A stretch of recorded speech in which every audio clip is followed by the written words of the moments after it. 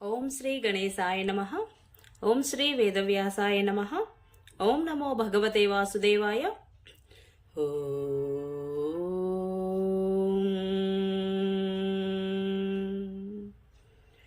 శుక్లాంబరధరం విష్ణుం శశివర్ణం చతుర్భుజం ప్రసన్నవదనం ధ్యాయేత్ సర్వవిఘ్నోపశాంతయే. నారాయణం నమస్కృత్య నరం చైవ నరోత్తమం దేవీం సరస్వతిం వ్యాసం తతో జయముధీరయేత్.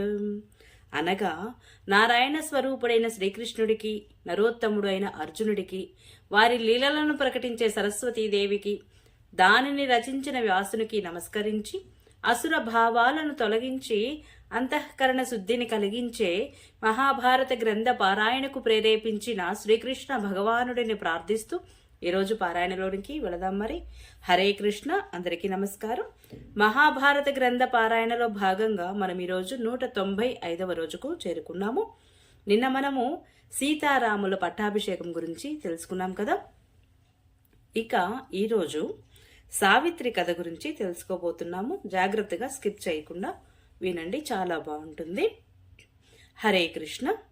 యుధిష్ఠిరుడు, ఓ మునివర, ఈ ద్రౌపదిని గురించి నాకు కలుగుతున్న విచారము నా గురించి కానీ, నా ఈ తమ్ముడి గురించి కానీ, అపహరించబడిన నా రాజ్యం గురించి కానీ కలగడం లేదు. ఈమె వంటి పతివ్రత వేరొక సౌభాగ్యవతి అయిన స్త్రీని మీరింతకు ముందు చూచిగాని విని కాని ఉన్నారా అని మార్కండేయుడిని ప్రశ్నించాడు.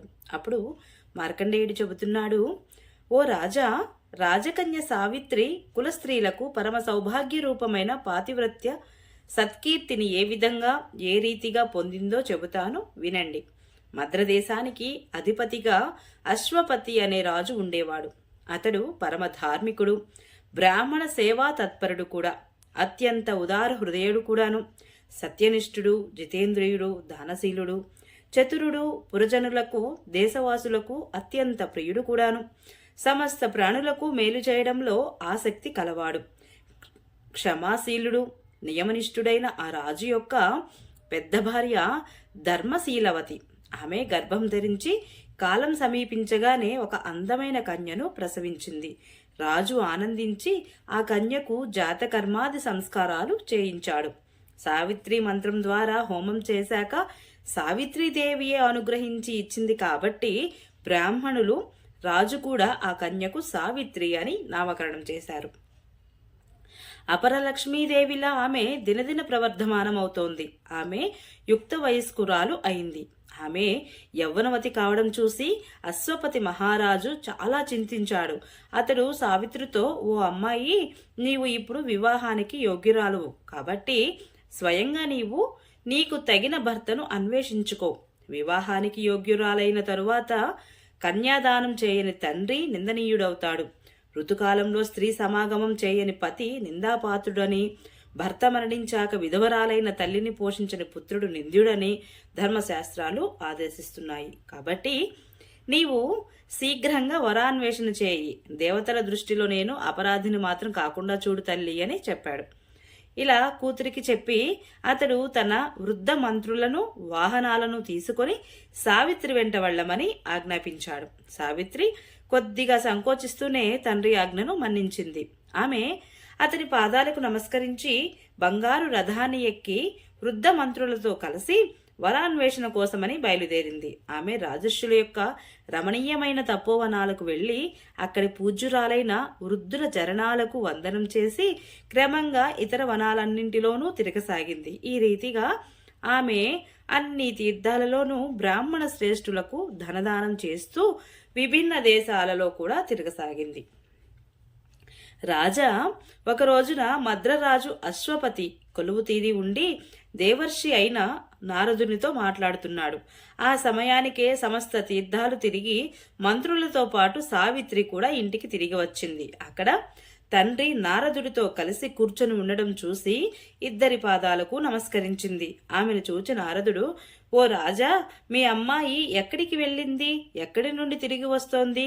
ఈమె యువతి అయినా నీవు ఈమెకు ఎవరితోనూ ఇంకా వివాహం జరిపించలేదేమిటి అని ప్రశ్నించాడు. అప్పుడు అశ్వపతి, నేను ఈమెను ఆ పని మీదే పంపాను. ఈమె ఇప్పుడే తిరిగి వచ్చింది. ఎటువంటి వరుడిని ఎన్నుకున్నదో మీరు ఈమెనే అడగండి అని బదులిచ్చాడు. తన వృత్తాంతమంతా చెప్పమని తండ్రి అడగగానే సావిత్రి అతని మాటను గౌరవిస్తూ సాల్వ దేశాన్ని ద్యుమత్సేనుడనే ప్రసిద్ధి చెందిన ధర్మాత్ముడు రాజుగా పాలిస్తూ ఉండేవాడు.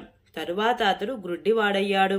అతని కన్నులు పోవడం వలన, కొడుకు బాలుడై ఉండడం వలన సమయాన్ని చూసి అతనికి పూర్వశత్రువైన ఒక పొరుగురాజు అతని రాజ్యాన్ని హరించాడు. తన భార్యతో బాలుడైన కొడుకుతో అడవికి వచ్చాడు. గొప్ప వ్రతాలు నియమాలు పాటిస్తూ తపస్సు చేసుకోసాగాడు. అతని కొడుకు సత్యవంతుడు. అడవిలోనే పెరిగి పెద్దవాడయ్యాడు. అతను నాకు తగినవాడు. అతనినే నేను మనసులో పతిగా వరించాను అని చెప్పింది సావిత్రి. ఇది విని నారదుడు, రాజా, ఇది చాలా విచారించదగిన విషయము. అయ్యో, సావిత్రి చాలా పెద్ద పొరపాటు చేసిందే. ఆమె తెలుసుకోకుండానే గుణవంతుడని తలచి సత్యవంతుడిని వరించింది. కాని ఈ పిల్లవాని తండ్రి సత్యం పలుకుతాడు, తల్లి కూడా సత్యభాషణురాలే. కనుకనే బ్రాహ్మణులు అతనికి సత్యవంతుడు అనే పేరు పెట్టారు అని చెబుతుండగా రాజు, సరే, ఇప్పుడు ఆ తండ్రి యొక్క ముద్దుల రాకుమారుడు సత్యవంతుడు, తేజస్శాలి, బుద్ధిమంతుడు, క్షమావంతుడు, పరాక్రమవంతుడు, అవునా కాదా అని అడిగాడు.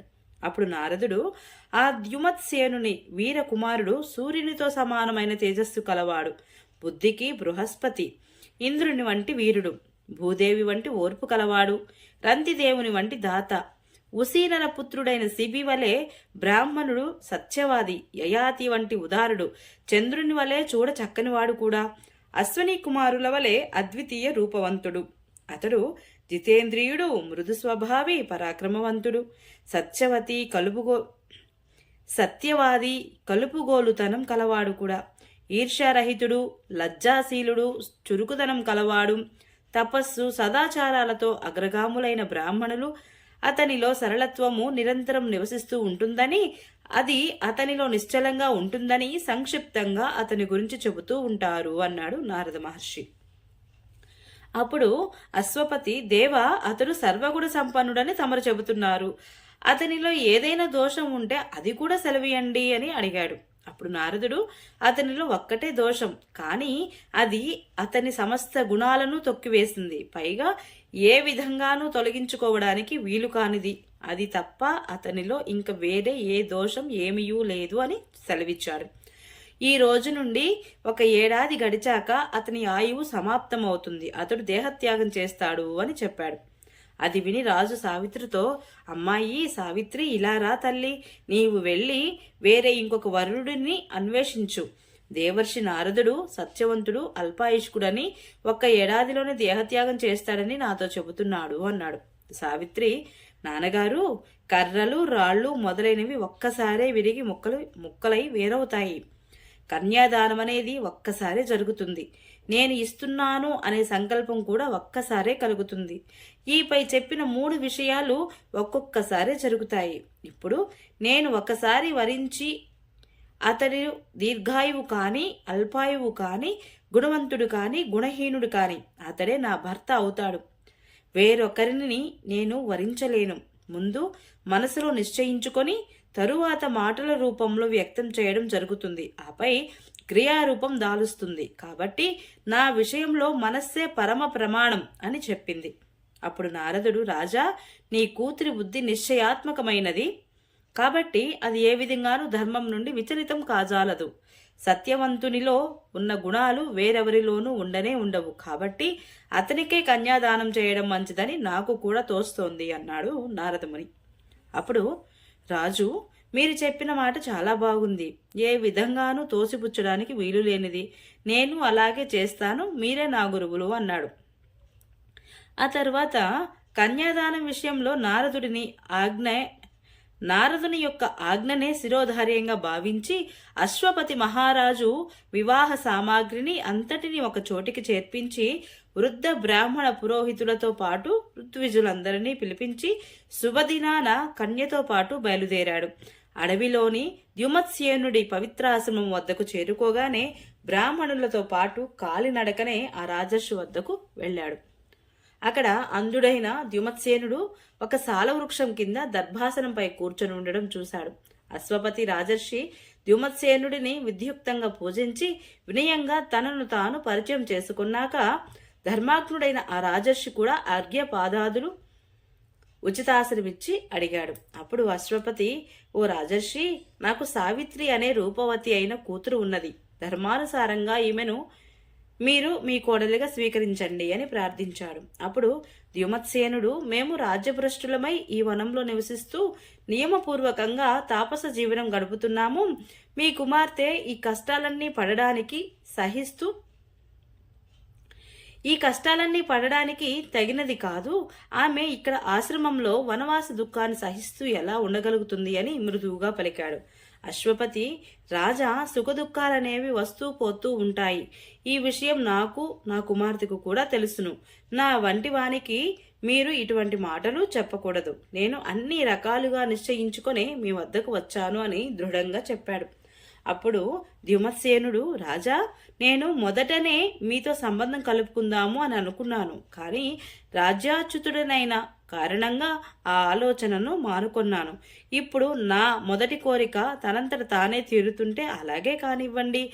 మీరు నాకు కోరుకున్న అతిథులు అని అంగీకారం తెలిపాడు. అనంతరం ఆశ్రమంలో ఉండే బ్రాహ్మణులందరినీ పిలిచి ఆ ఇద్దరు రాజులు శాస్త్రోక్తంగా వివాహ సంస్కారం జరిపించారు.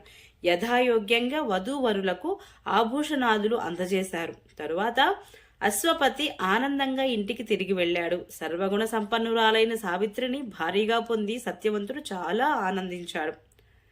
సావిత్రి కూడా తాను కోరుకున్న భర్తను పొంది ఆనందించింది. తండ్రి వెళ్లిపోయాక సావిత్రి ఆభరణాలన్నీ తీసివేసి నారచీరలు, కాషాయ వస్త్రాలు ధరించింది. ఆమె సేవలు, గుణాలు, వినయ నియమాలు అందరి మనసుకు నచ్చేలా పనులు చేయడము అందరికీ సంతోషం కలిగించాయి. ఆమె శారీరక సేవల ద్వారా, అనేక రకాల వస్త్రభూషాదుల ద్వారా అత్తగారిని దేవతగా కొలుస్తూ వాంగ్మయంతో మామగారిని సంతుష్టులను చేసింది. ఈ రీతిగానే మధురమైన మాటలతో, కార్యకుశలతలతో, శాంతి స్వభావంతో, ఏకాంత సేవలతో భర్తను సంతోషపెట్టింది. ఇలా ఆశ్రమంలో ఉంటూ తపస్సు చేస్తూ ఉండగా కొంతకాలం అలా గడిచిపోయింది. ఓం నమో భగవతే వాసుదేవాయ.